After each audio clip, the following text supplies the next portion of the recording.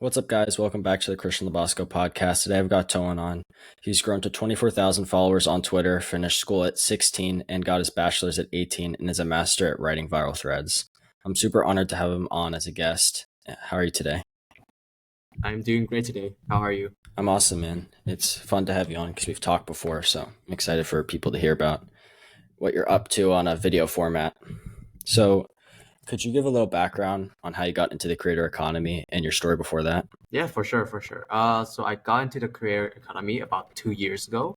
It was about like October, November time. Like the background for that was like I was 17 back then.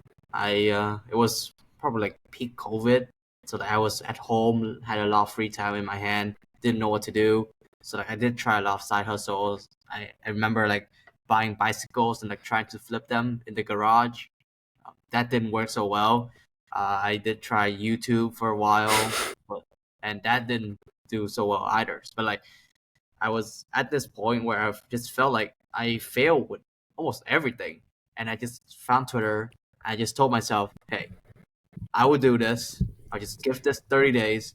And I'll just focus on this one thing, and I don't care if there's another opportunity out there, but I just want to do this, and I want to make this work." So from there, I think I gained like 750 followers in 30 days or something like that. And from there, I just realized that there is a community out there, a community of people who are interested in learning, interested in education, and even homeschooling. And I feel like that is one of the area of expertise or like just something that I have some experience from that I can share. So yeah, long story short, here we are today. It all started back there. When did you start writing on Twitter? What year? Yeah, I think 2022, like end of 2022. Yeah, so you were, I guess, a little early before the whole wave of people that came from Dan Co. Mm. The people who came from Dan Co were from his YouTube videos, right? Yeah, yeah. Uh, I would yeah, say that's probably started in 2023 to 2024. So you got in before that. Oh, that's yeah, cool. So why did you start writing on X? Like, why'd you even, like, where'd you even hear about this being an opportunity? yeah. So I didn't really know that it was an opportunity.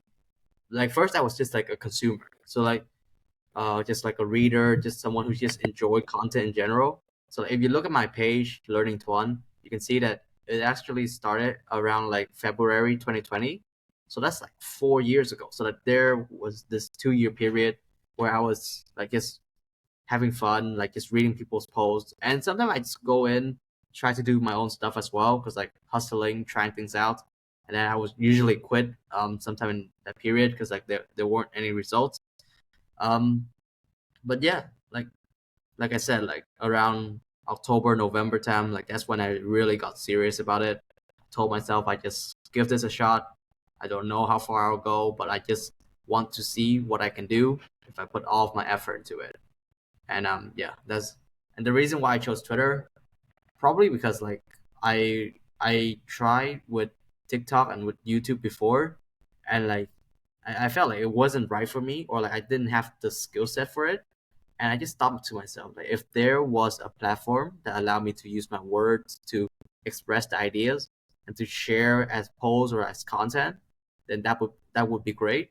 And yeah, then that's the moment where when I remember that we have Twitter, right, which is now X.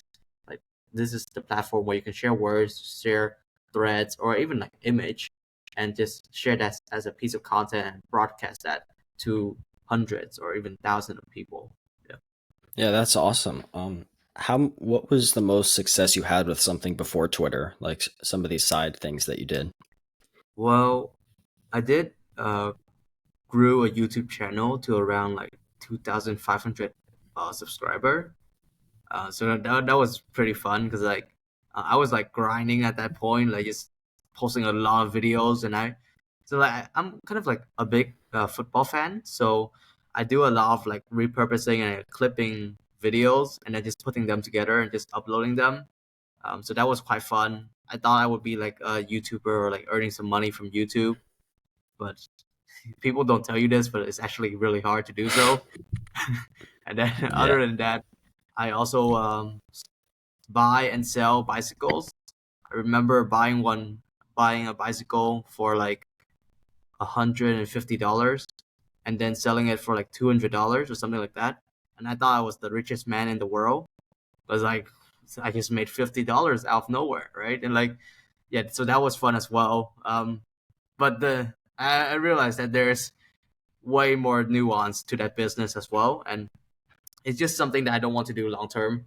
So yeah, I have to move on, have to try something else, find something else, and yeah, along the way, I did fail with a lot of things, and like looking back, like some of those mistakes was like kind of stupid if you think about it. Yeah. Mm. When you say football, you're saying American soccer or like American football? Like one where you kick the Yeah, ball or one where you throw it? kick it, yeah, Yeah, yeah, yeah. That's awesome. Definitely the one I like more as well. So, yeah. um, so you did flipping bicycles. YouTube 2,500 subscribers is pretty good. So you did some of those channels where you clip like soccer games, like Messi dribbling through an entire team with background music and stuff like that. Well, not really. Like, so I am a Man United fan, and I watched this Mm. like channel like the United Stand, like, and I really like enjoy his content. So yeah, I just find the best part in his stream and then just clip that up and just repost them onto the channel. And sometimes I would like find some good clips on TikTok, Instagram, stuff like that as well, and would also repost that on my page as well. And yeah, like most of the clip didn't go anywhere, but like there were a few that went viral that just dragged the entire page up. Yeah. How long were you working on that YouTube channel for? Probably like 3 months of very intense work, and then I just left it there. And then somehow it got traction that gained a lot of momentum for the page, and yeah, it came back for another 3 months. So in total, like 6 months, and I got 2,500 followers from there, subscriber. Wow, that's awesome. It's a good amount of success for YouTube. I think most people rarely get past the 1,000 subscriber mark or even like 100 subscriber mark. I know I've tried YouTube Shorts and I was super happy I got like 100 subscribers posting video game clips. So yeah, Yeah, that's pretty good. It's definitely I agree. It's a lot harder to monetize on YouTube than they cut it out to be, especially when you see $10,000 a month YouTube automation videos every time you go on your homepage. It's a yeah. lot harder than that. Who would you say are the people you look up to the most currently? It could be in the creator economy, like on Twitter, or just on YouTube in general. Different creators that you like. Yeah, for sure. So I think on at the top is like Justin Song, um, the co-founder and like learning coach at I Can Study. So I really look up to first like the content that he creates, but also like what he stands for and like the value behind his message. Because I believe that he's one of those rare creators who has the accountability behind his words and he do the research. He's like leaning more into the academic space, so he has the scientific background behind it, and that's why I like I want I see like that is where I want to be in the next few years if I continue with the creator economy of like if I was going to create content about improvement, learning, or just yeah nonfiction content, self improvement content in general. I want there to be some substance behind it, some proof or some evidence based study to make sure that the content would be correct and like if someone would apply this, they would get result with it. So Justin Song is the first one. But I mean, like other than that, I look up to like Dan Go, the Fit founder, and I think like what I really like about him is like the way that he creates and organizes structure in terms of the content that he creates. Because if you think about it, creating a piece of content is not that hard, but then repurposing that content into all different medium and having a system, the process, and the team behind it, that's like the real magic. That's where the real magic happens. And the reason why I said Dan Go and not like Ali Abdal or Matt Gray or someone like that is like Dan Go, like he is posting content about his niche. which is fitness and like health, while other creators that if they reach a certain scale, it's more general advice or just like how to grow an audience or how to make money online. And I feel like that is just like easy kind of content to create. And it doesn't require as much research or like as much thought that goes into each piece of content compared to someone like Dan and what he's doing. So yeah, I looked up to that. And yeah, there's also this other guy on Twitter. His name is Mark Liu. He's more into like the building space. He built a lot of SaaS, and then he launched them quickly.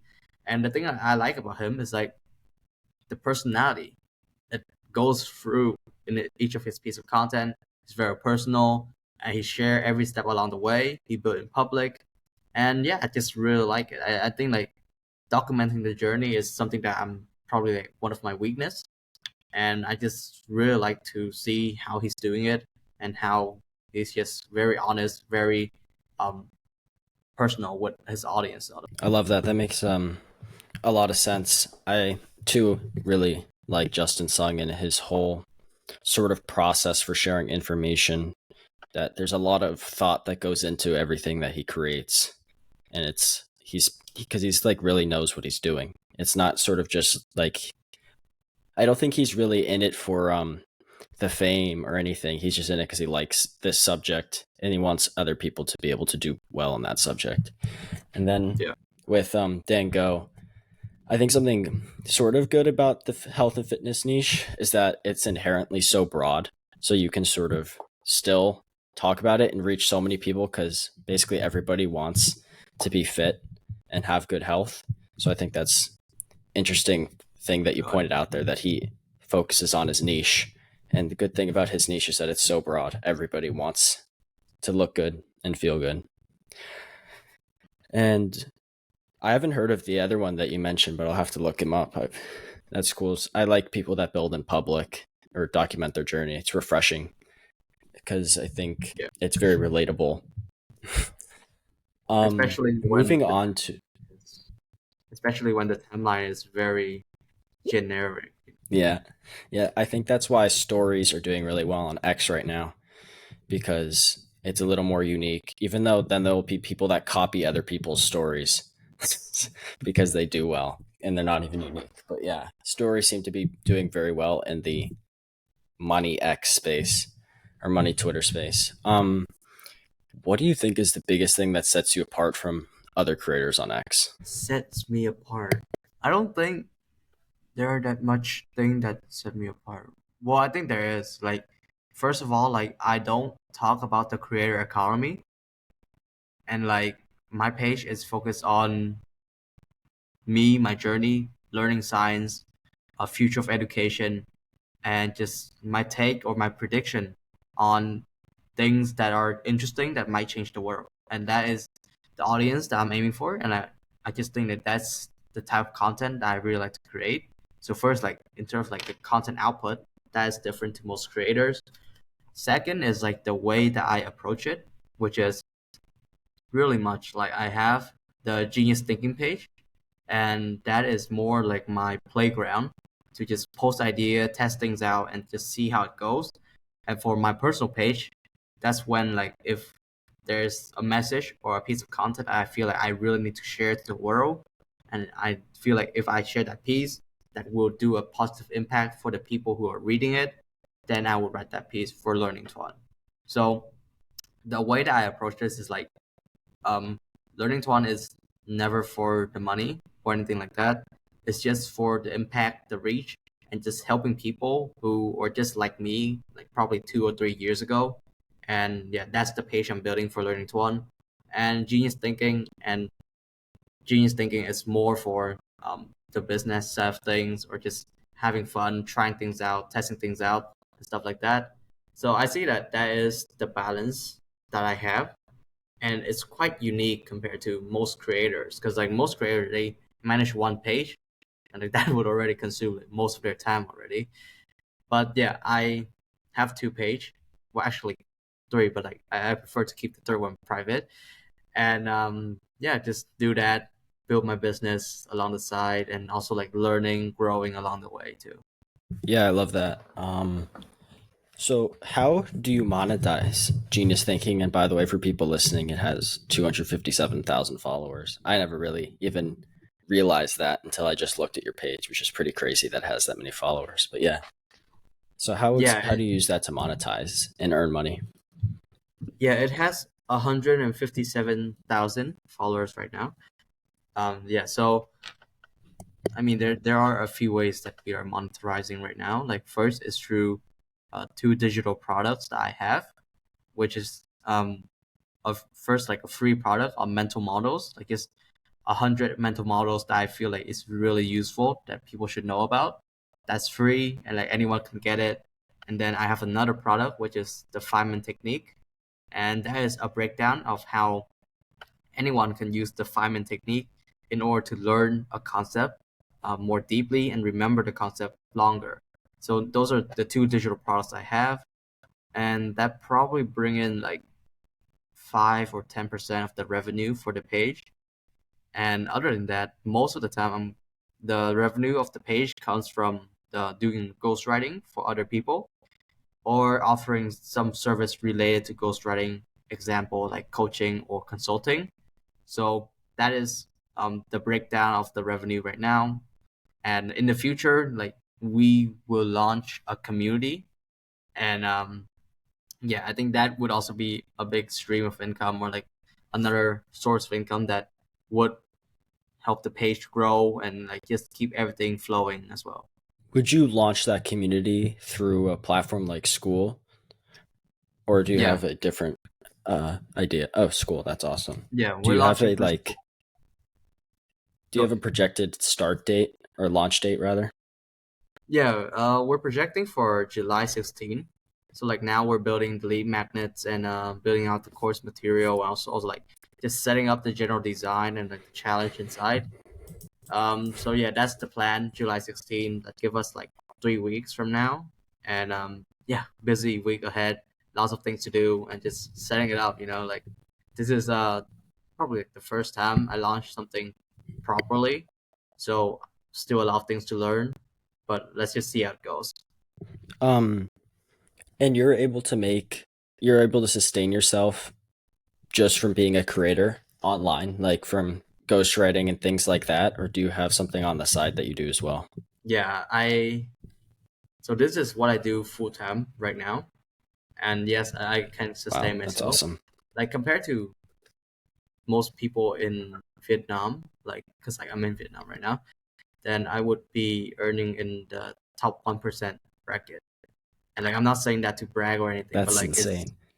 it's That's just the awesome though. reality of money Twitter. And like I really believe that like I if I can like provide a service for people that get them results and that Mm, help them solve a problem that they have, then the money will come in as the result in the other side. So like I just focus on training my skill, doing what I do best, and if you're good enough, like people will come to you and asking for your service. Like that's just the way that I found it is. Like the service that I offer is like writing viral threads for people, and the easiest promotion for that is to go viral on my page is writing and have a viral call threads to for yourself. action. Yeah. And have a call to action for people to send me a DM if they're interested. And like it's that simple. Like from there, you hop on a call, you um, see if you are the right fit for them, and if you can solve their problem. And basically, if you are the right person, then that's how you move forward with everything. That's awesome. That's so incredible that you're able to be a top 1% earner at your age just online. It's crazy to think about what the internet makes possible for people. And how long would you say that you've been a creator? So you've been a creator for probably 2 years now, Yeah, like probably on 2 years. X. Yeah, In 2 years, you became a 1% earner. That's wild to think about.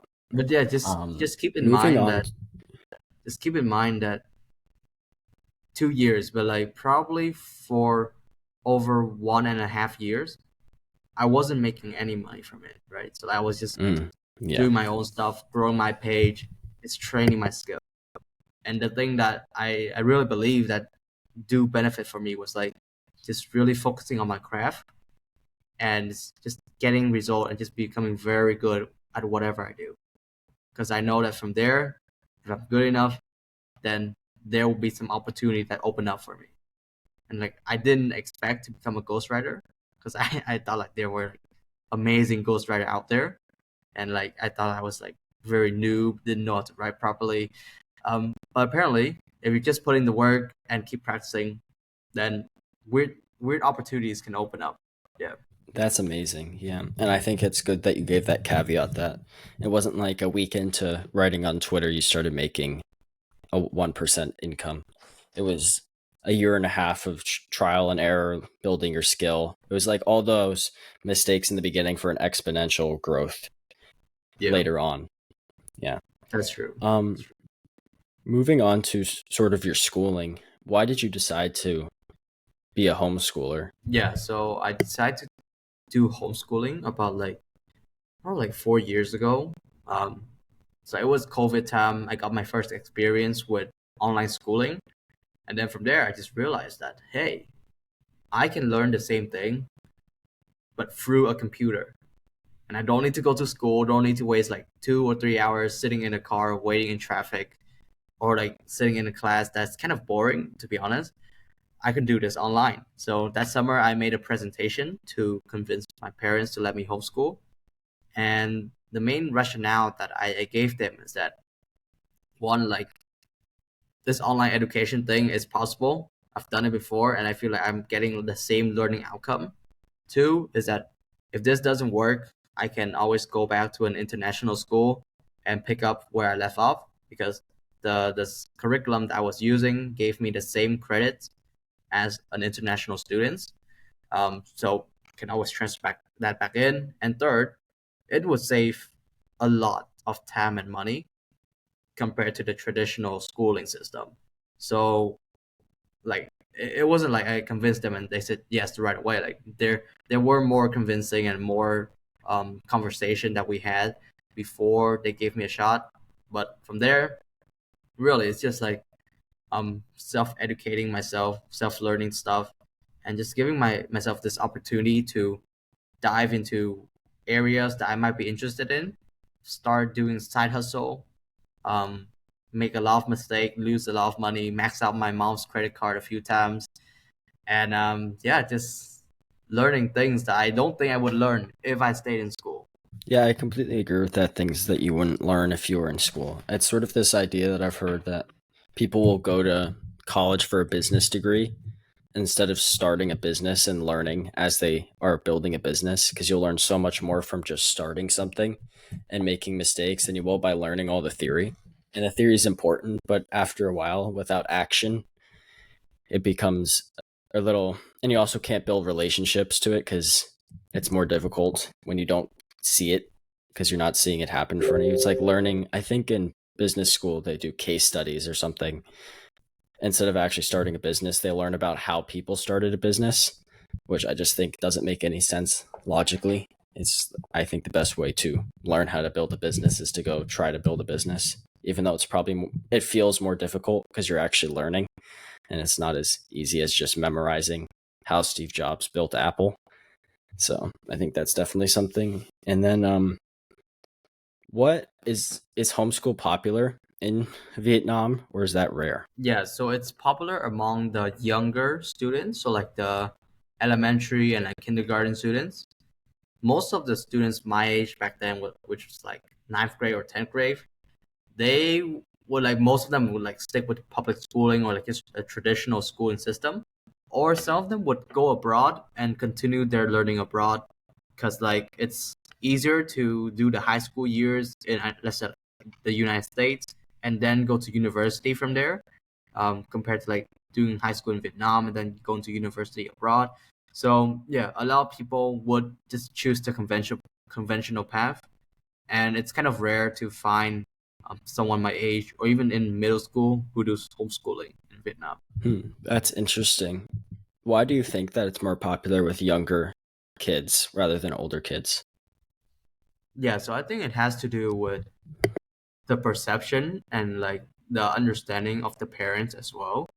because like in most case, it would be the parents who learn about homeschooling, got interested in this idea, and decide to give their kids a shot with this. And especially with the lower ages, like the parents will be younger, so like they're more in tune to like take this risk because like they're young, they're exposed to like all this information, so they know that there is something that they can do, and also they feel like the school system from when they were in school to the current situation right now, it hasn't changed that much, and they feel like it also limited them in a way, so that they were more likely to like take that risk to just try something different, like homeschooling, micro schooling, or even like uh deschooling, yeah, or like just a different model of education, yeah. And comparing to the older generation, like for middle school or high school, like there is definitely risk to it, like because in a lot of case in Vietnam, like the idea that you have to go to school in order to go to college so that you can get a job is still like a very common path, and like for some family, like even going to university is a pride of for that family. So it's something that's deeply ingrained into the personality and like the culture, so it's hard to break out. But like for the younger family, they have innovative ideas, they're ready to take that risk, so like that's why like they are trying this out. And I mean, like you probably find a homeschool of like 1 in 100. Like if you find 100 kids in Vietnam, there's probably one, and like the population size would be in like the big city like Ho Chi Minh City or Hanoi, because like in the countryside, like no one's homeschooling yet, because like yeah, it's quite a new idea that's coming to Vietnam and like to the east. When were you first in, or who slash when were you first introduced to this idea that homeschooling was an option? Since it doesn't seem like this is something that's thrown around, this term is thrown around too much in Vietnam. If only, I mean, I don't actually know if 1 out of 100 is a lot or a little compared to other places, but to me, it doesn't sound like a lot. But Well, thinking back about it, okay, maybe it's not 1 in 100. Maybe it's like 1 in 10,000 or like 100,000 or even more, because like it's actually quite rare to find a homeschooler in Vietnam. And like I first got exposed to this idea from my mom and my sister, because like in my sister's school, like they also used the homeschooling program that I used for my high schooling year, but they were using it as a supplement program for their traditional curriculum. So like it was an add-on. But like from there, I did get an opportunity to learn about this platform, see that um, it's actually quite good, and like if I complete this, I'm basically equivalent to someone who graduated from a high school in the U.S. And yeah, did more research, and everything like everything's fine. There is sort of a growing community with this program in Vietnam, so I took the risk, make the presentation, and yeah, the rest is history. that's awesome. I think something that I've seen with kids that become homeschooled and sort of are convincing their parents of homeschool is that they have a lot of initiative, which means they'll do even better when they're able to do self education because you go at your own pace, and usually that pace is pretty fast if you have that self initiative to take action. And I think that's sort of maybe a little bit of a problem with school is that it puts these requirements, and when those requirements are taken away, people don't feel like they need to do anything, and they fall into sort of lethargic action. They don't do anything unless they have like people telling them what to do. And I think since you had that initiative, you even thrived more than a lot of people would in homeschool because you have that strong initiative. And it sounds like that with you running multiple pages, launching a community, and you're not even 20 yet, right? Yeah, I'm 19. The last time I checked. Yeah. That's crazy. That's Yeah, so impressive. I think like just echoing I just on looked your it up point. too. It says in 2022. Yeah, go ahead. I just looked up the homeschooling in Vietnam, and it says in 2022 there was 10,000 children. I don't know how many people are in Vietnam, but that doesn't sound like a lot. Yeah, that is not a lot. That's not a lot. And like most of the community is still very new. Like people are still thinking of homeschooling or like even like using the homeschooling curriculum as just an addition to the normal schooling program. So like it's still quite rare to find people who would take that risk and go off the track to just become a homeschooler in Vietnam. Yeah, that's interesting. I at least I guess homeschooling's allowed in Vietnam because I know in some places it's against the law for you to homeschool your children, which is interesting why they would do that. I think some of the arguments from people that support schooling is that the education there is better, which I don't know how true it is. I don't know what differs so much because I know Sweden you're not allowed to homeschool. I don't think Norway you're allowed to homeschool. Those Icelandic countries you're not allowed to homeschool. And I know they're supposed to have better education, but I don't know too much about if that's really true. Yeah, I think I read a thread recently about like I forgot the creator, but like he was also a homeschooler and he shared like some lesson that he learned from his experience. And I think like one of the first one is that your experience of schooling and like the lesson that you learn is heavily dependent on the parents and like the relationship that you have with your parents. Because like since you are a homeschooler, like your parents would likely be one of your most important teacher, and they would have a large influence on how what you would learn and how you think and how you would grow up. So like that parent interaction and also like how much effort, how much engagement the parents can give to their kids is also something that isn't talked about enough. Because I feel like for the way that I did it was like I had a program and I did the program online, and then other than that I did other side hustle, go to the gym, take a walk, stuff like that. But that's definitely not the only way to do it. And like even looking back, I don't recommend doing that, like, if I had another chance to repeat this process, because like there were so many different activities and like events and stuff like that that I could have done. And I felt like if I did that, or like if parents were more aware of what their kids were doing and they were more conscious of the activities when their kids were homeschooling, that has a very high like impact on the experience of the homeschooling for the kids. Yeah, I completely agree with that. And I think there in our society, at least in American society, there's a lot of devaluing on how much of an impact parenting really does have in the family because I mean it determines so much. And it probably I mean it's such a big indicator of how that person will live throughout their life, I think in a lot of ways.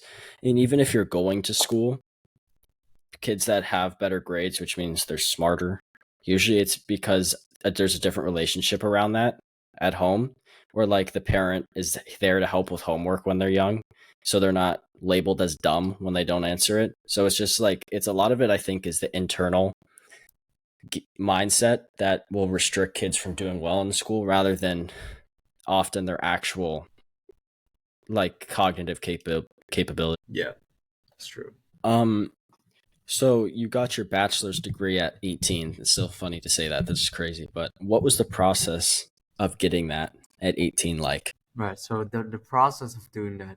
So first, I complete my high school degree at 16, and then like after that, I had a decision to choose. Like, do I go to normal university or university in Vietnam, abroad, or like do I keep on doing this online thing and like try to find a way to speed through this as well, right? So like I started looking online, see what programs were available. Like I was basically like searching through the entire web for like what I could choose from. And yeah, I found a few videos about Sophia Learning, CLEP exam, and also like AB course.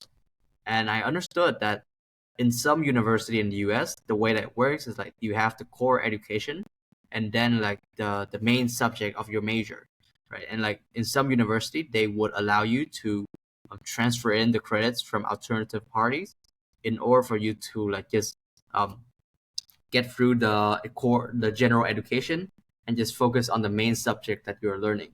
So I look around, find a university that basically allowed me to do just that, and I found Southern New Hampshire University in the U.S. It was one of the best ones for online learning that is available for international students, and like the tuition is fairly simple and like it's not too expensive or anything like that. And their degree requires 120 credits to graduate, and they allow me to transfer in 90. So basically, that's like 3 years of your education already. So from there, I got my credits from Sophia Learning and study.com. And if I was in the US, I would have done more CLEP exams or AB course as well. Because like all of those, you can compile them and like just ask your consultant beforehand, and you can transfer those credits in, and that would save you some time and also like some money in terms of like completing the university degree. And like once you get those out of the way, the last 30 credits, that's like 10 course. You just learn that normally, learn it through the university. Like there's no way to hack that as well. So I mean, if you do it correctly, then like you can get a bachelor degree in 2 or even 1 year, uh, depending on like how fast you can do like the other credits for the general education. But if this is not for you, you can always take your time, because like the model with SNHU, the university, is like you pay for the credits that you learn. So like there's no pressure for you to speed up or speed up or anything. So you have the flexibility and you have the control over how fast or how slow you want to learn. And like it's online education as well, so that's extra flexibility for you. That's an interesting model I've never heard of. So when you say that you pay for the credits, that means that there's not a tuition yearly. You pay like per class basically. Yeah, and each class is about 3 credits, Hmm. and each credit is like $300, something like that. So it's like 900 something for each course, each class, and like 1 year you have like 10 class, so that's like 9K a year, which is Wow, not bad. that's really interesting. Yeah, it's not too bad. I don't think either. Would you say you're pleased with the education you got there from those 10 courses? I so like I major in like business admin with the focus in project management. At first, I Hmm. was majoring in like entrepreneurship. I thought like that would be something quite fun, but then I realized that hey, if I was going to learn about entrepreneurship, why not just actually do it myself? So I changed to project management, and yeah, I would say like most of the thing that I learned, I would say that they're quite outdated. It's not that applicable for my day-to-day action, and like a lot of the modern tools about project management and like task management like that. Yeah, I feel like I've learned more from being an entrepreneur myself, doing stuff, and just even like YouTube videos would like teach a lot as well. So yeah, I mean the general value of my college experience was really like improving my writing skill, learning how to follow deadlines and like how to keep the good track of what I have to do. And yeah, other than that, it's also like build some relationship, making some friends along the way, and other things like that. But like when it comes to like the core information and like things you learn from the university, I would say like I did learn a lot more from the internet and also like from doing the stuff that I'm doing today. And like it's fraction of the price as well. Yeah, that's so interesting. I think something that is important to like sort of understand about the curriculum is that a college curriculum can really only be updated once a semester or once a year. And usually it's even farther behind than a year with the things they're teaching, like even the science is delayed and things like that. And on the internet, like even Justin Sung, and he has a very science backed approach, his stuff is more updated. And I think that's because the competitive market that there is online, like if you don't have the up to date, correct, most accurate information, then people aren't going to buy from you because there's somebody that's doing it better.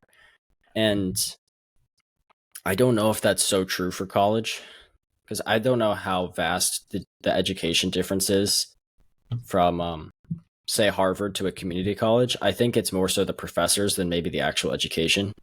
And also you pay for the network that you get from going to Harvard. Yeah. So what would your thoughts be on that? Do you think that there's a big difference between Harvard and say a normal college? And like, what would those differences be? Are you talking in terms of general experience of going to a Harvard compared to like a normal university or Yeah. learning online? Yeah, I think definitely there is. Like, first, like, one of the big argument for going to a Harvard is the network and like the people that you will meet there. Because like, in order to get into the Harvard, you are already in like the top 0.1 or like 0.1% of high achievers. And like being in that environment, sure, it's competitive, but like you will learn and you will meet a lot of amazing people who will do amazing stuff in the future with or without Harvard. So like networking, definitely like there's still value in like being in something like Harvard. Being in a community college for the networking, now that's sort of a different conversation because like the quality of the students really like determines the quality of the networking as well. And yeah, if we're comparing that to doing on something like online business, like what we are doing, then I would say like online business, yeah, you can meet way more cool people, have conversation like this, and it doesn't cost like a lot of money to do any kind of networking. So that's the networking side of things. I think like still like even like in the learning side of things and the information side of things, there is still value in Harvard and like the lecture that they give and also the material and the lessons that they have because like we might not like to hear this but like the the professor who are giving lecture at Harvard, they are top of their field. They have done the research, they have the credibility, and they have the credential. They have to prove that they have done it, and now they are passing on their wisdom to the next generation of students. And comparing that to the general internet, of course, like that one professor can't be better than the millions of creators out there, but the thing that students are getting is the internet plus the professor, right? And that's the thing that the general public doesn't have. So and also it's also like the one-on-one with the teacher, the conversation, and like just being in the right setting in the right classroom and hearing the way that the teacher would explain an idea. So I think like definitely there's still value to it. And like I said, like it's a difference between like an Ivy League education versus a normal education. Because like if it's just like a normal community college education or like just some normal university, then maybe there will be a bit more doubt over the quality of education and like the quality of the networking. And in those cases, like I would argue that what we have on the internet of like building a personal brand and like even launching a digital business and getting to know people, that could do equal or as much benefit for us in terms of like networking and learning. But like if you still have the opportunity to go to an Ivy League, then that will still like be something that's really valuable for you. Because like one thing that I didn't mention is like the credibility of being in an Ivy League is still undeniable.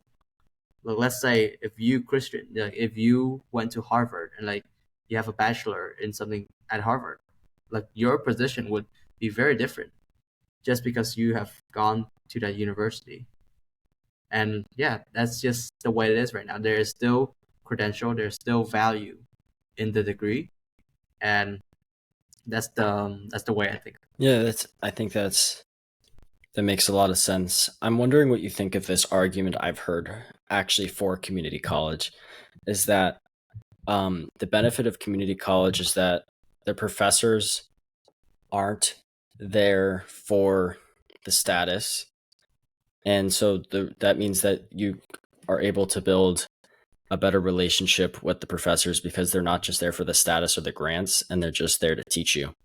I don't know if that's true, but that's an argument I've heard for community college. Yeah, so I definitely don't have enough information to speak on this as I haven't gone to like a community college, and there are probably like thousands of people who know this deeper than me. But yeah, I think it does make sense, and moreover, it goes back to the idea of like the agency and the how much the student is ready to take that initiative to approach the teacher, to start that conversation with the teacher. Because like you can place the students into a Harvard setting, and if they don't have the agency, or if they don't have the desire to learn, then they will just be sitting there. They won't ask the questions, they won't follow up, they won't join the office hour. And yeah, so it really much depends on like how the student think, how much they value the experience. And like you said, like maybe the professors are there to just pass on their wisdom, and like they don't have any incentive um to uh any other incentive that they may have. So maybe that's a positive thing as well.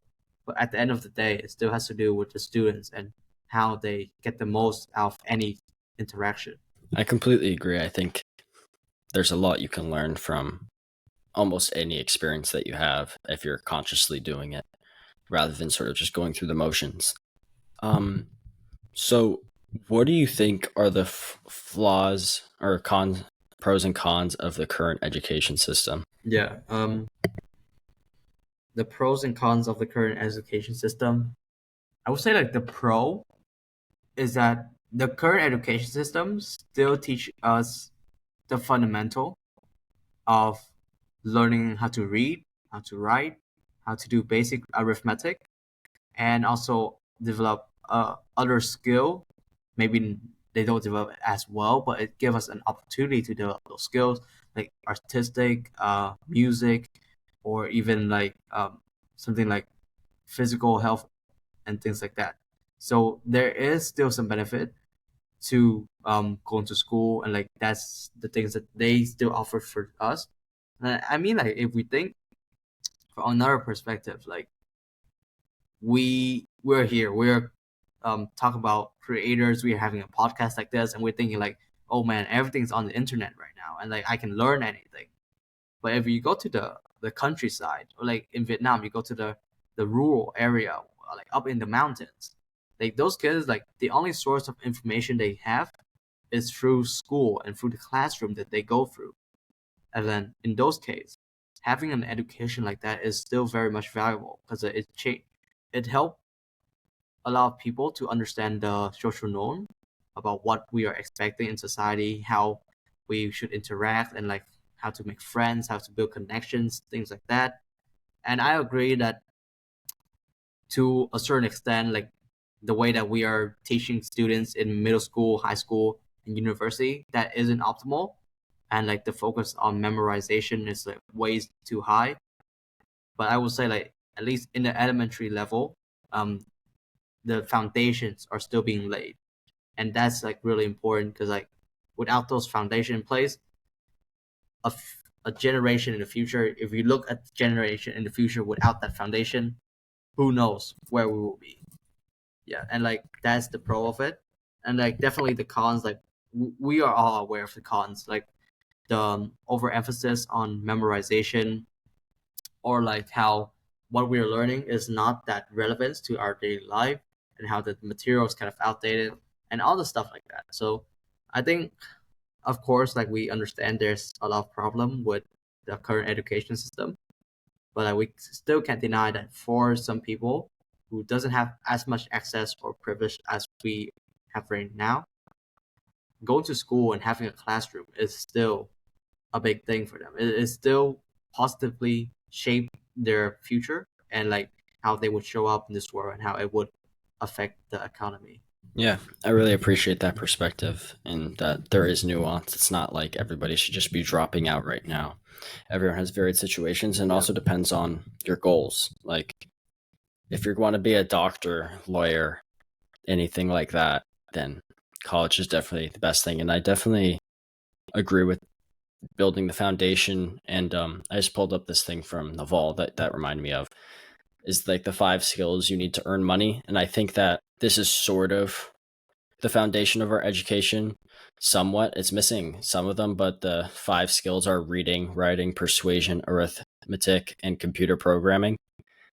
And those 5 skills, especially today, that's basically how you can make money in almost anything. And I think that's what the foundation of education is aiming for, even if it might be missing the mark in some areas.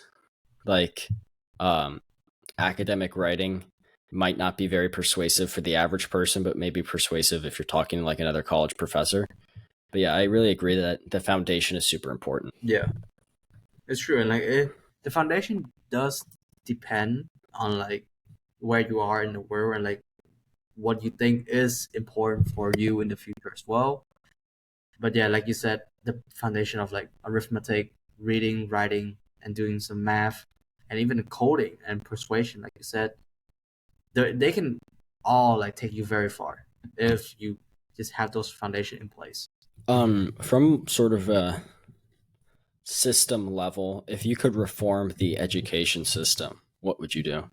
I would I would not focus on the education system because the way I think about this is like the education system is like a network of components that are connected with each other. And it's very hard to make any change from the inside.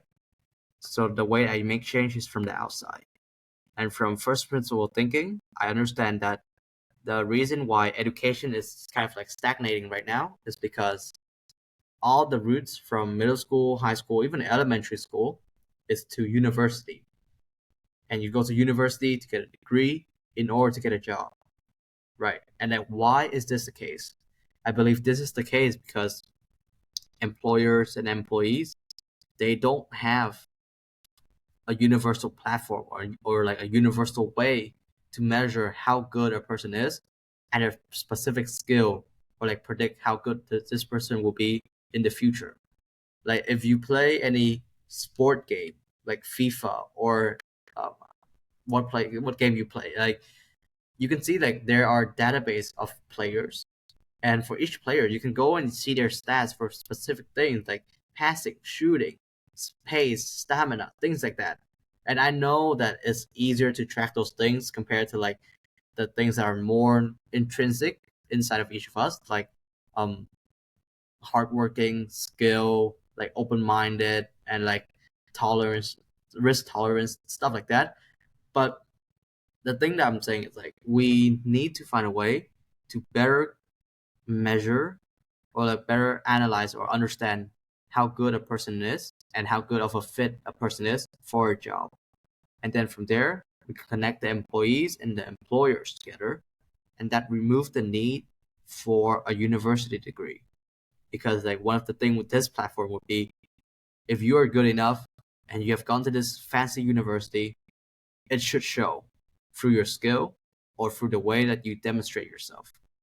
And this will give everyone a equal playing ground.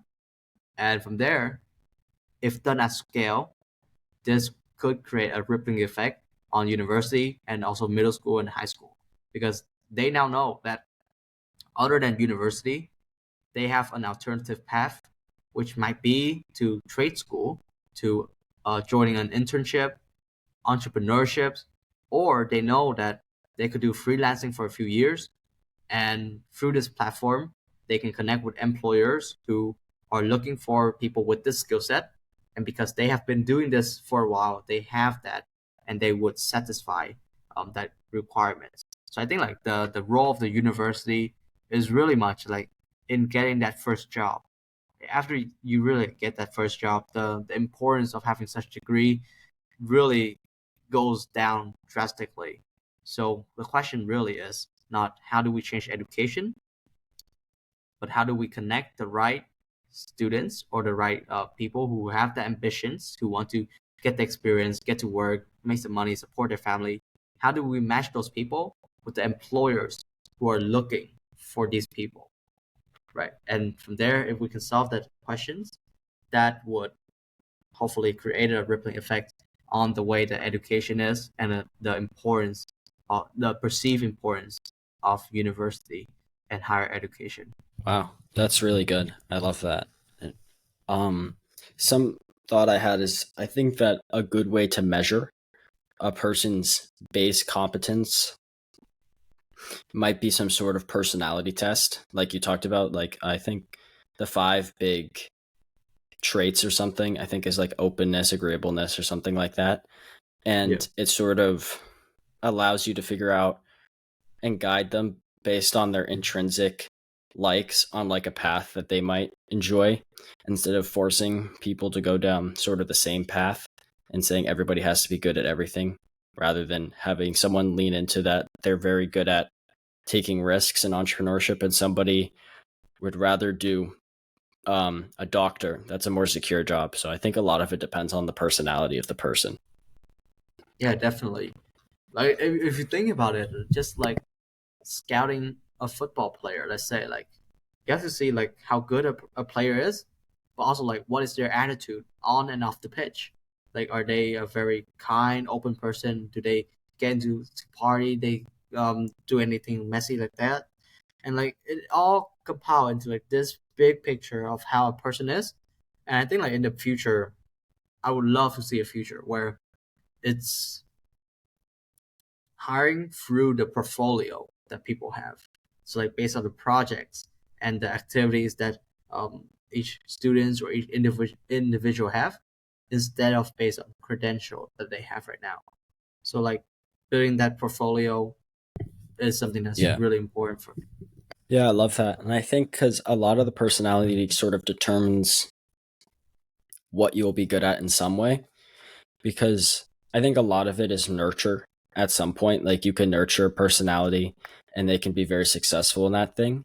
But then trying to nurture everybody in the same way, I think can be detrimental and cause people to think they're dumb and things like that. And because they just have a different way of looking at things. So I think that's definitely Yeah. very important. Moving on to Twitter growth, what do you think was the most significant contributing factor to your growth on Twitter or on X, or some of the factors rather than just one? Yeah, I think you cut off a bit right there. Can you repeat the question? Yeah. What do you think was the most what do you think was the most significant contributing factor to your growth on X, or some of the factors? Yeah, for sure. So growing on X, like I would say the main growth lever is still like viral threads. Like that is the way to spread the word and also like reach the most people and achieve like the outcome that you're hoping to achieve. Like if you look at my account, like learning Toan, I don't remember. It's probably like 24,000, 25,000, something like that, and probably like 8 or 10,000 of those people came from one viral thread. And this is just the way that it is, which is you can write a lot of pieces of content, but then there are a few pieces of content that does very well that drags up the entire performance of the page and like the numbers of it. And yeah, so viral threads is the main factor of it. But other than that, it's really important that you build up the character, build up the credibility for yourself, and also like build up a bio like in which you show that you are a person worth listening to and you have done something worth noting. Like I think like there's just like so many creators right now who just have basically not a lot of experience with anything, and like growing a page is their experience. And I think like sure, if you want to attract people who are interested in growing a page, that's great. But bigger picture, why would someone be interested in that? And like this though, things that I always think about, like how do I put myself in that best position so that maybe 2, 3, or 5 years from now I can look back and say, I've done this hard work, and because of this hard work, I'm now in this position and it allows me to do XYZ. Right. So like it's always about stacking the credibility and also leveraging what you have, and also like learning the art of writing viral threads so that it can help you go viral. And yeah, that's the way, that's like the most consistent way to spread the message and get more followers or like, get more sales or whatever you want to achieve for your account. Yeah, I completely agree. And I think if you're trying to land clients, it's even more important that you sort of have some sort of experience, because you'll get like those ghostwriters that have 500 followers messaging you that they'll ghostwrite your account. And it just seems, and when you look at that, it just doesn't give them a lot of credibility because they haven't grown your account. But if like you reached out to somebody and you said that you would grow their account, and you have 25,000 followers, and your other account with 157,000, it's a lot more credibility because you've gotten the results for yourself. Yeah, for sure, for sure. Like the way I think about it is like I am my first clients and I am my strictest clients. If I can fulfill for myself, if I can get the result for myself, then if, like I said before, if I'm good enough and people see that they want a piece of that as well, they will reach out. Like if you reach a certain level and if your skill is good enough, people will reach out. And yeah, like you said, a lot of it has to do with perception as well. Because like because of the service, maybe like because of the service that I offer, which is viral threads, and also like because the Genius Thinking page has like a 150K following, then the basic way to promote that is to go viral and have a call to action for people who are interested. And this is just putting myself in a good position. And I know like if I can do this for myself and I've tested different angles, then I can do it for some other people as well. And yeah, if they enjoy it, they would be willing to pay some money for it. And like that's just the way that I work. And I think it's definitely easier because I have that large following. But for someone who's just starting out, you can always do some free threads or like just some free work for people in exchange for some case study or like more importantly for some referrals. And then from there, you start to learn your skill, train yourself, get results. And if you can get result, like I said, um, people are more than happy to recommend more people for what you're doing. Yeah, I completely agree with that. And I think that it's sort of swallowing your pride and accepting that you need to really build that skill before you can start charging, because you'll be sold with this idea that you can just start making money as soon as you get on the app. But it's like, if that was true, then everybody would be on the app, and because it would be so easy to make money. And it's not so easy because you do have to build a skill.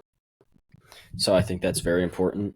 And I was also wondering what kind of growth these viral threads have had on your brand. Are you talking about learning Toan or like on Genius Yeah, GTX? both. You could do both. You could do both, yeah. Yeah, okay. So I think like 80% of my following from learning Tuan is from viral threads. Like this just like the thing is like you can go viral and like that's a very quick way to spread your message to a lot of people and get new followers from there. And I think that's just the most reliable way in terms of like how I do it. And yeah, I say it's a pretty much similar picture for GS GTX right now because like viral threads is probably like the only or not the main form of content that I post on that page. And yeah, that drive a lot of views, impressions, followers, and also people just interested in the service as well. So yeah, it is playing a huge part in what I'm doing. Yeah, that's awesome. That's crazy. 80%. Um, how do you sort of integrate that following so they're interested in you and not just in the fact that you're writing viral threads? Like, I wrote a thread for my dad, and the rest of his posts don't get that much engagement, but I wrote a thread for him, or edited a thread, and it got 1 million impressions, but it's not that much engagement on his normal post. So how do you go about getting people interested in your other content if they came from a viral thread? Yeah. Okay. So I think like first off, congratulations on that post with 1 million views. Like, was that like your first threads or like how did that happen? Yeah, it was with paid reposts, but it was yeah, it was the first thread we wrote for him. So I wasn't expecting that at all. But yeah.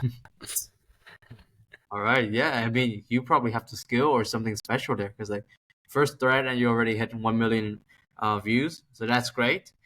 And yeah, the thing is like there is definitely a drop off between um there is a difference between going viral and then maintaining that audience or like interaction with people. Because like with the way that I see it right now is like a lot of people who are engaging with threads, they don't really engagement with tweets or like other form of media. So the way that I would normally go upon this is like, if you are a new creator or even a more experienced creator, have a group of 5 to 10 friends who are just really in it with you, who are just in the game with you, willing to help you and willing to support you along the way. And they are probably like your core fans, and you support each other along the way and engage with each other's content. And from there, that would be the foundation for your tweets or other form of media. And with that foundation in place, your content can reach a higher percentage of people who are interested in your accounts, or like the people who already follow you, but maybe they follow because of the viral threads. So like that foundation is always really important. And yeah, other than that, do tweets as well, jump on space with people, engage, build relationship. And the important thing is just to make friends and like just keep it social, because like at the end of the day, this is social media. Like, we're here to make friends, build relationship. And yeah, if you have those things in place, I'm sure like things will pop up. Like, that will be a very solid foundation. And once you gain that traction on the short form content, then you can just start building from there. Yeah, so that makes a lot of sense to me, and it sounds like you can't um you can't really do the viral threads without building a community.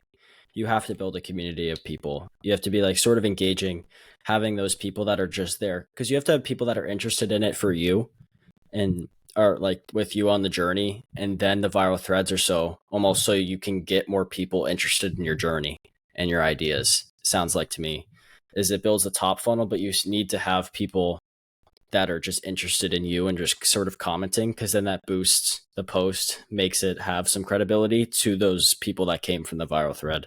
So you need both the community and the uh, viral threads. And it Yeah. sounds like that you did that really well. Like when I look at your threads, you're also talking about yourself a little bit in some of them, which I think is also part of a reason, because they become interested in you, not just in the authority you're talking about.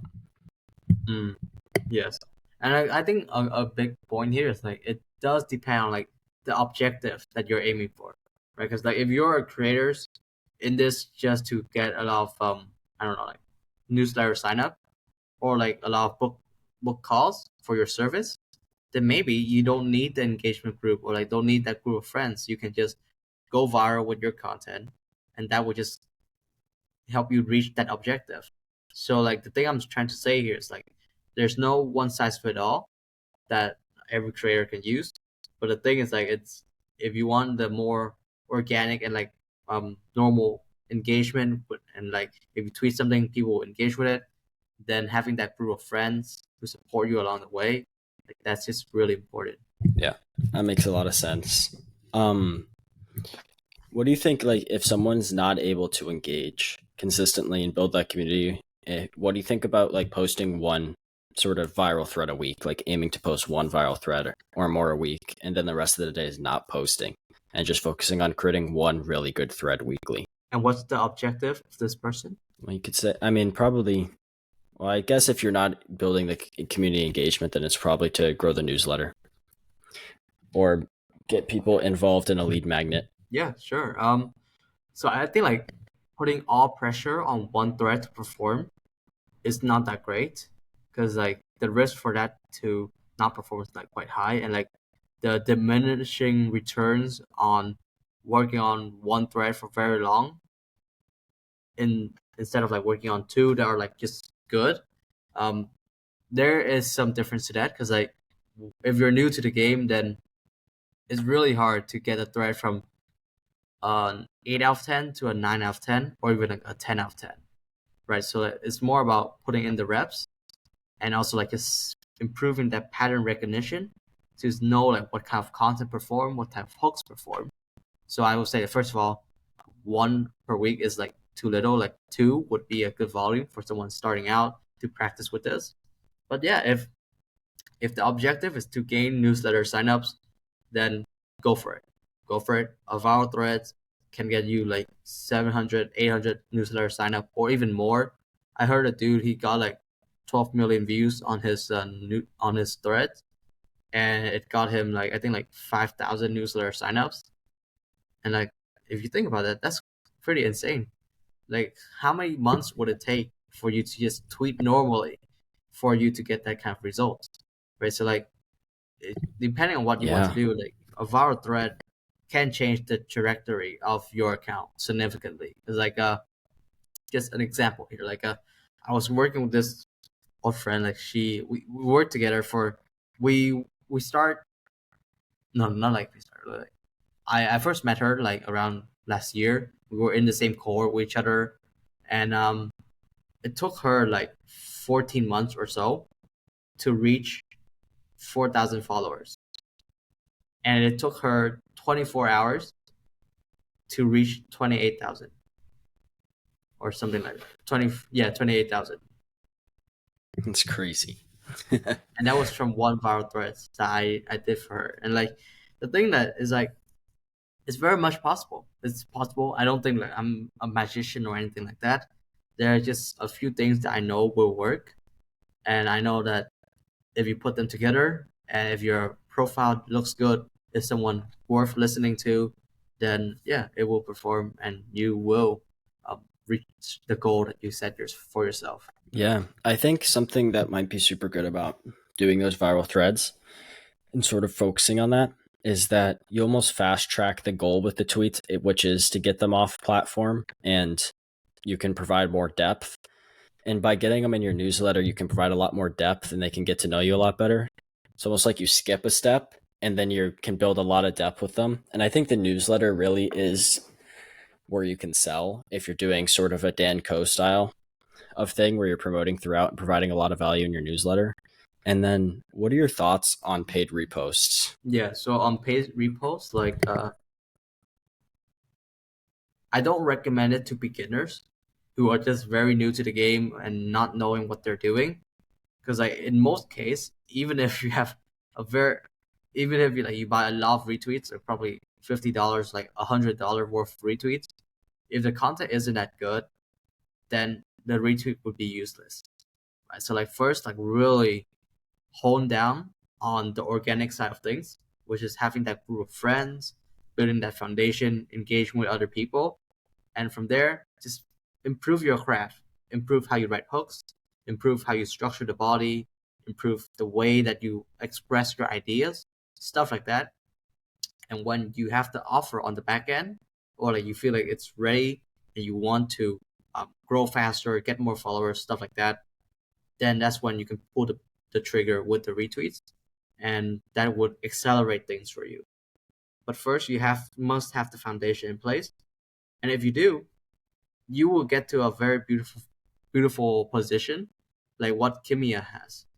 Like she has before going viral, she spent a very long period of engaging with people, building that relationship, building that foundation, and then she mastered the art of going viral with threads. From there, she went viral, and now she has more followers on her page. But still, that foundation is helping her because those original people, they are still interested in the message that she has, and just because of that, her content is getting pushed to more people, and yeah, she seems quite happy about it too. So that's good for her. Yeah, that's really good. I did talk to her once, and I definitely got that vibe that she did really master that, and she's very happy where she is. So it sounds like to me, from sort of a holistic approach, the best thing to do is build that foundation with the community, learn the art of writing viral content, viral threads, and then sort of bringing more attention to the foundation that you built. Yes, and like yeah, so like this is what you said there is like sort of the main premise of the community that I'm launching next month on school. So very much I'm building this community where it's an extension of a creator's business, where there will be some meetups, some groups for hook feedback, some courses in there, also like an engagement groups, things like that. And the main idea is that I want to build this community where people are making friends, are building connections, and also is if they are wanting to learn the skill of going viral, they will master that art within 1 or 2 months or so, and then from there, in their arsenal, they would have this very powerful skill that they could just use for their own account. Or at that point, they can start taking on ghostwriting clients, and yeah, that could be another business or like another service that they offer. Because like I said, like the thing with going viral is like a lot of people see your content, and even if just a fraction of those people are interested in going viral as well, who knows? That could be something that you explore. Yeah, I love that idea. I think that is sort of the best way, right, from my perspective of how to do it. Um, what are your thoughts on reversing it and doing like focusing, like we said, doing 2 viral threads weekly and then building the foundation later? Does it still work? It does. Like It building the does. community after? Yeah, it does. But I think like it's actually easier to build a community first, because especially when you are under 1,000 followers, you guys, if you are a creator, like you have a common objective of reaching that 1K mark, and it feels like you guys are on the same journey together. You guys are in it together. So you guys, if someone has a milestone or if you guys learn something, you just share it with each other. Just feel it feels very organic, and it feels like you guys are partners in a sense. Like once you reach that 1K or even like 2K mark or even above, some creators they might change their mindset and feel like, oh, I'm a big creator now, right? So like I gotta act this way, gotta engage more, write more threads, more posts like that. And that feeling that like before isn't there anymore. So I would say build the community early is actually very good for you, and it's actually very easy for you to do. And like once you have the community, then like you would get very good engagement and like distribution for your content, because in proportion to your account size, the ratio of distribution that you're getting would be amazing. And that shows the algorithm that people enjoy this piece, and they would push the content to more people.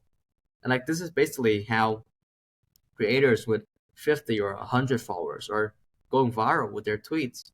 Is because they have that foundation in place of engaging with other people or having this group of friends who support them along the journey.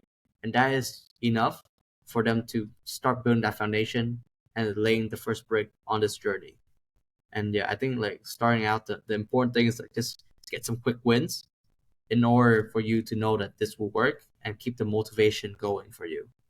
Yeah, that makes a lot of sense. I guess if someone is very restricted on time, say like I don't know, if they just don't have a lot of time, would you put more emphasis on trying to write viral content, viral threads, or do you think it's better to focus on building the community if you could only focus on one or the other? Yeah, and what's their objective? Growing an audience and becoming an authority, I guess. I think that's sort of the broad objective, I think, of most people is building the audience and becoming an authority. Because I think you've sort of become an authority in the learning space because of these threads and what you've written about. So I would say going viral is probably the more important skill. And like it's just that one skill that if you can master it, it will transfer in like to all the other areas of your accounts, and you can even build a business out of that, like I said before. And like the thing with the community side of things is that you can build it later, and like it's not that hard to build it. The only constraint is the time and effort it takes to maintain those relationship with people.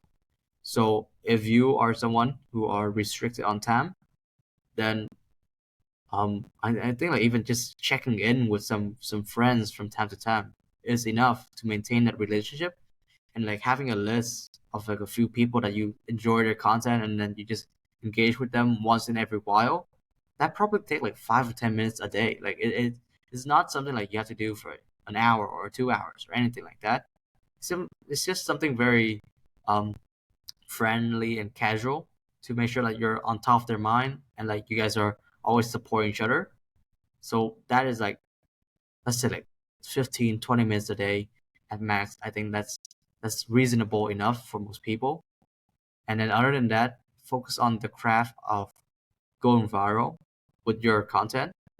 And from there, if you write some good threads, you will see that in there are some good tweets in there. and you can just take some of those and just turn them into tweets and just post them as well. So there you go. That's your entire content calendar. From the one thread, you repurpose them out into tweets. And with that foundation of 15 to 20 minutes a day of just following up, checking in with people, that is like a very solid game plan for you. Yeah, that's really good. That's like, I think that What's makes the your most sense to strategy me. right now?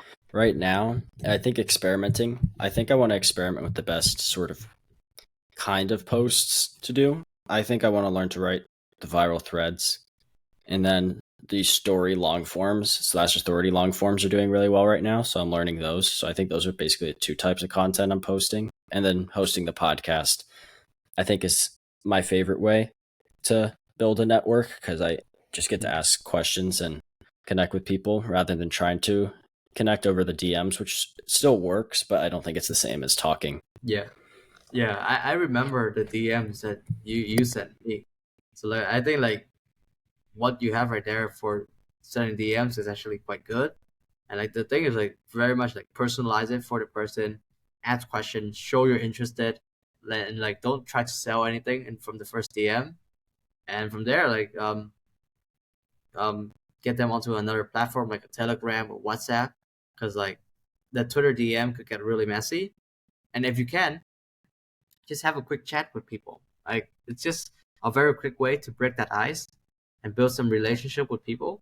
And it's just a very cool way to just make friends and make this journey more enjoyable as well. Like what we're doing right here. Yeah. Yeah. I completely agree. And that DM I sent is sort of a framework from Vigo Fredrickson, is 3 reasons you like the person. So like sort of telling them that you actually know who they are. Like you actually have consumed their content, you understand what they're up to. And it's not sort of like you're copy and pasting 3 things that you're up to or 3 things about you and then asking a question, is sort of the framework. So very personalized. It's like obvious that it wasn't copy and pasted, basically, that framework. It would be very Because weird everyone's very if you different. send that message to someone else. And like that's the thing. It's very personalized. Yeah. I think we covered some really good stuff with the Twitter growth. So moving on to sort of landing clients, what do you think is the best way to land clients? And I guess we be more specific. I think you sort of covered ghostwriting, which is going viral for yourself. If you were to do coaching, or I don't know if you do coaching, if you do, like, how do you go about that to land clients there? But the same service is like coaching for ghostwriting or like coaching for going viral, right? Yeah, so it's the same. Yeah, Yeah, yeah, then the similar. approach will be very much similar. I would say like at least the way or like the type of content I post would be different. In terms like right now the content I post is very much authority association, where I'm not the authority, but I'm saying that this person achieved this result and here's their story. Something like that. But if I was doing more of like trying to sell a service, a product, or like a coaching service like that, the credibility of the piece would be me and like the result I've gotten for me or for my clients. And then from there, if that thread goes viral, the call to action below would be to send me a DM or book a call in order for us to like follow up and see if I can help you with that. And yeah, I just try to keep it very simple. And that's just the way that works for me. And like if a thread goes viral, like you can like get a lot of calls and like book a lot of calls and like get a lot of sales or even like a lot of DMs if you do it right. Like I remember I got one of my clients, like the thread went viral for her. It got like 1.8 million views, something like that. And she booked like 30 calls for her service. And from there, I don't know how many she closed, but like the objective was to have those calls, meet the people who were interested in that service. And there you go. Like one piece of content can do that. And like one of the reason why so many people book that call is because in the hook and also throughout the body, the clients was the credibility in there. She was the person who we should listen to, and she showed that she has the credential and the experience in this field related to the problem. And yeah, that's just the way I think about it. pretty much going viral, and also like showing that I'm a person that's worth listening to, if that's the service that I'm looking to sell. Yeah, that makes a lot of sense. And I just had a follow up question regarding sort of the viral threads that I thought of. Is what do you think is sort of the best sort of, if your goal is to earn, or I guess which one do you think converts the better or the most? Is sort of promoting a lead magnet, say an educational email course, promoting a newsletter, or promoting a call? Like, how do you like getting people to take action? Which one do you think would work the best from a viral thread? And let's say that this viral thread is an authority about an authority that's not you. And what's the service that you're offering? The offer, like, yeah. Not necessarily the service or offer, but just like getting them to take action. Like, do you think more people are more likely to sign up for a newsletter, book a call? Like for, yeah, I guess the book a call is difficult if it's about an authority. I'm not sure if you can even do that. If that's possible to plug your service under a thread about an authority that isn't you. But do you think it's better to promote a lead magnet or a newsletter under a Yeah. thread if you're trying to build your newsletter? Yeah, so like a lead magnet is like most of the time like way better than a newsletter, because like newsletter is just a newsletter, but then the lead magnet is an actual value that people are getting that should solve a problem that they're currently facing right now. So like a lead magnet is much better than a newsletter alone. And yeah, on your earlier points, I would say like you can still plug the the call to action for people to book a call with you. And the way that you can do this is like throughout the body of the threads, you would make reference to yourself and like how you are applying this to your business. And then closer to the call to action, you can say, hey, this is me. I've done this. I've achieved XYZ. And now I'm looking to help some more people with this service. If this is you, book a call. So like just because a piece is an authority association, it doesn't mean that you can't have a call to action that's related to your service, because you can always try to make that association, and if you can make it, then fair game. Like that's good enough. Like people would be interested in booking a call with you. Like it wouldn't convert as many people if the thread is like authority association, because it's not you doing the thing, but if you can show that in one way or another you are credible and you can deliver on the service that you're talking about, then that's a way that a lot of people can schedule a call with you too. Yeah, I really like that. Yeah. Sorry, my question was a little confusing because I just sort of came up with it on the spot. But yeah, that answered it perfectly. Moving on to learning. Why did you become interested in learning how to learn? Yeah, so I got into learning how to learn because I understand that like um, education is the field I want to work in for like a very long period of time, because like I got into homeschooling and I see like all this possibility with what is possible with education. And the first step in changing the education is learning how to learn, because I see that that is just the foundation of whatever that I need to do in the future. Because once I have that in place, everything else can stack on top of that. And if I don't understand how people learn, then how can I change the way that everyone is learning around the world? So yeah, that's the reason why I got interested in this field.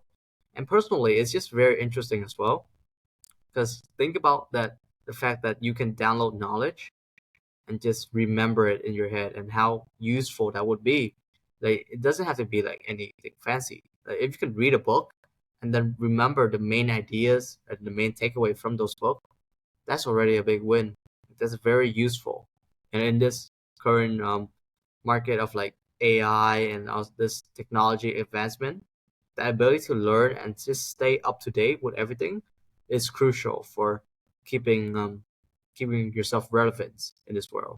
What are some techniques that you use to learn faster or more efficiently Yeah, so like and remember this things could better? be this could be like an entire podcast if you want, but like um, let me put it this way. when it comes to learning, most people confuse the act of studying with learning.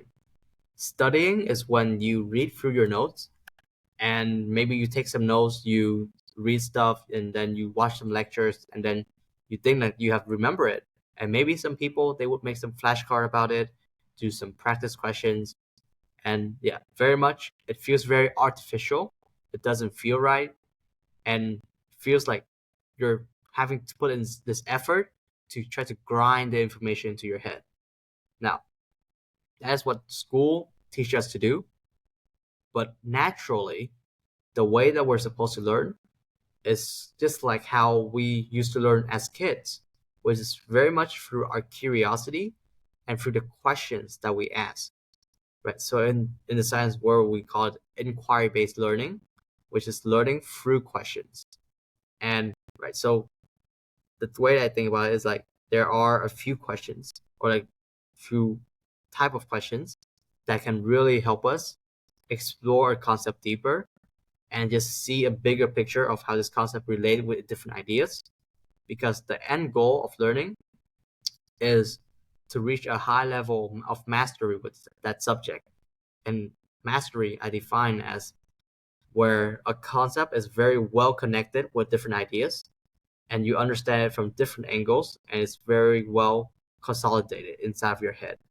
And in order to reach that level, you need to engage in one of the process called higher order thinking. So like lower order thinking is um reading and like just maybe like even like just memorizing, understanding, and then applying it to a certain extent. But higher order thinking is where you're relating concepts together, trying to see the similarity and the difference, and even like trying to create something which is like the frontier of that industry. So that is higher order thinking. And in order to activate and get into this zone, we use the inquiry based learning, which is the questions that we are curious about. Right. So, quick recap, the goal of learning is to build this knowledge schema of a web of ideas that are very well connected with each other. And in order to do that, we need the Bloom taxonomy, especially the high order thinking, in order to achieve that. And for that to happen, we use the questions that we are curious about. And the best questions to start with is why is this important? How is this concept related to another concept? And then like after that, you can have the how question of like how does this work? How is this different? How is this similar to something else? But the most important thing is like to make the concept relevant for you with the first question, which is why is this important? Because if a concept isn't important for you, then the brain would simply forget it. Because like the brain is actually a very good forgetting machine. So you have to make it very much relevant for you, for your situation, or like something that's very personal for you. And through this process of evaluating and understanding how this concept is important, that's when you're doing the learning and you're internalizing and you're like really memorizing and understanding the concept from a different perspective. And yeah, that's how I approach it. And like absolutely along the way, after answering these questions, I would draw it out on a mind map and just um, put it onto a digital canvas, something like that, so that I can just see the thoughts I have and see how the ideas are connected together. And from there, once I need to add something on, I would evaluate it with like the entire big picture, how it's connected, stuff like that, and then put it in. If it doesn't fit, then it's more thinking involved. Because like at the end of the day, learning has a lot to do with thinking. It's a cognitive process, and that's why like it's very important to use the questions to guide your thinking, and also focus on that higher level thinking of analyzing and evaluating the concept instead of simply just reading, memorizing, and trying to apply it to a very low level of understanding. Yeah, that was awesome. You put that so succinctly, and I know it's not a super easy thing to sort of just say in like a little 2 minute thing. I had a sort of follow up question: is what impact do you think flow state has on learning? Yeah, it has a lot of impact. when it comes to learning. Like the way that I see is like you have the process of learning, which is what you do, but also you need like the self-management in order to stay in that flow, in that zone, to execute on the process that you have. And like yeah, it's always like good practice to like clean up the workspace before you're working, remove all distraction, block some distractive tab like that. Because like the thing is like you can do the studying, but like once like you get distracted or like get out of the flow state, it does take some cognitive effort in order to get back into that zone. And then that disrupt the flow of curiosity and the flow of questions. And yeah, definitely like it's not good for the learning and like how productive you are in those sessions. Yeah, I completely agree. And doesn't flow state have some impact on your neuroplasticity of the brain, something like that? So you can Yeah, learn I faster remember or can like make connections. Ryan Doris saying that it does help you speed up the learning process. Yeah, he's that is a great channel. I really like him. I think he's sort of to me similar to a Justin Sung level where he really has the evidence and the research behind the information and techniques he presents. So that's something I definitely like about him. I think it's definitely a good way to stand out when instead of saying, because I think like documenting your journey and saying this is what's worked for me is great, but for people to say this is what science says and this is what the evidence says, this is what research says, there's just a whole different level of authority.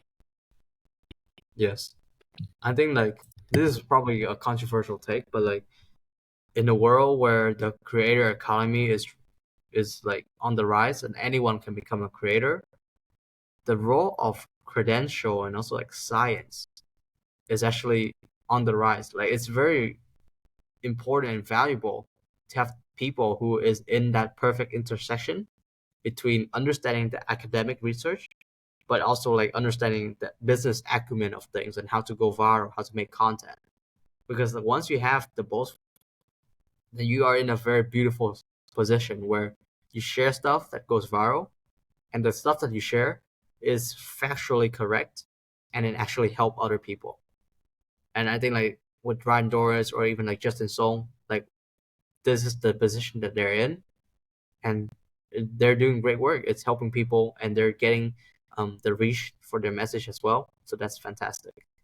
And yeah, this is definitely one of the direction that I want to be in a few years, where really like nerd out on the academic side of things and understanding how to read the academic papers, how to decode them and get the essence out of it, and then just internalize all of these papers so that I know that the tips or like the advice that I give out to people, those would be effective for the people who are listening or like trying to apply this to their daily life.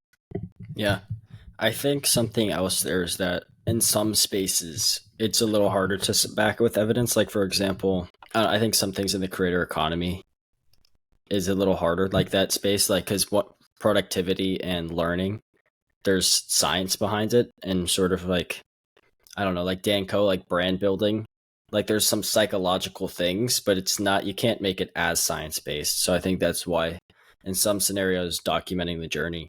But I do agree that I think there is something powerful about being able to relate it to science and evidence. And it also makes you believe in it more for yourself to have that sort of authority of the science and research rather than just like, because one person's experience doesn't mean that it's replicable for everybody. Yeah, got it. And like it's true, and like I see that there are some niche like learning, productivity, even like anything related to medical and fitness. Like that's where you need the science behind it to prove on like what you're saying and how correct they are. But like on other ones like business or marketing or like even to a certain extent like self improvement or like finance, then you don't need as much credential or like scientific paper to back you up. Like sure, if you have those, then that would improve your arguments and your validity of the piece that you're writing.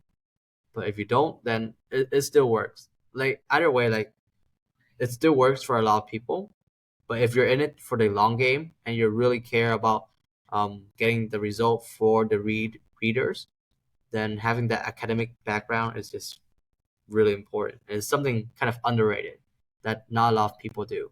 Yeah, I completely agree with that. I I don't know. I tend to lean more towards the evidence-based side. I think it seems like you do as well.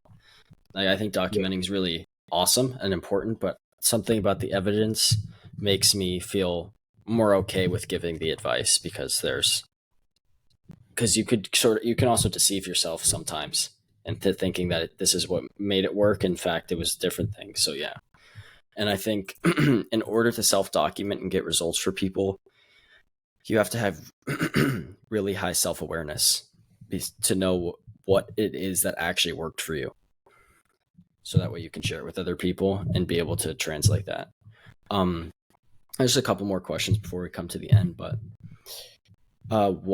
why do you think the obsession with mastery is key to those who are successful? I know where you got that question from. Yeah, I think Yep. it's such an important idea because like the problem, if we're trying to solve a meaningful problem in the world, then we have to understand that it's a very difficult problem. And in order to solve that problem, you must become that person who embodied those traits, those skills, and even those beliefs that you can solve this problem in one way or another. And the only way to reach that point is like to have an open mindset, but also this desire to grow, to reach mastery, to improve yourself daily in order to become that best version of yourself to solve those problems. Because if you can't like really improve yourself, then how can you think about improving other people's life? Like it start with you, it start with what you're doing in every single day, and then from there, if you can help yourself and you know that this is something that the world needs, then at that point, it would be a disservice if you don't share your work and create content to help other people. So yeah, I think that this desire or like this obsession for mastery is something that is I guess like it's not talked about enough. Like it's not like just obsession about mastery. It's about being really creating something that you're really proud of, or like become that person that you know that if you look back on this period, you say that you have given everything that you got, and you're proud of the output that you have got. So yeah, it's about doing the work, doing what's uncomfortable, but like you know that that work, if you do it well, that will make a significant impact on what you will do in the future and like the people you can help in the future. Yeah, I agree. And I think something with mastery is that it's an intrinsic motivator. I think Doris. And for me, I think mastery is sort of, in some sense, doing it for the sake of it, because it's just like the only thing that needs to keep you going is learning this thing. So for professional soccer players, football players, it's like Messi. He just is obsessed with the art of soccer, and that's why he became so good. And as a kid, because I think a lot of kids never thought that they would be winning Copa America and World Cup, and it's just that love for the thing itself and that obsession of mastering this one thing. And I think it's the root of success in almost everyone that has success. I don't know if you can not be obsessed with something and have success. Obsessed with mastery. And it also goes with the idea of consistency and discipline as well. Because like whatever problem, or at least is a significant problem that you need to solve, then you won't solve it overnight. It does require a long period of time of like just doing the work and just stacking those marginal gains together until that one day where it just start to click. You just find that missing piece, and then that's where you get the breakthrough. And like, even when you get the breakthrough, just gotta keep going because like if you take the foot off the pedal, you will fall off. And like yeah, that's just the way I think about it.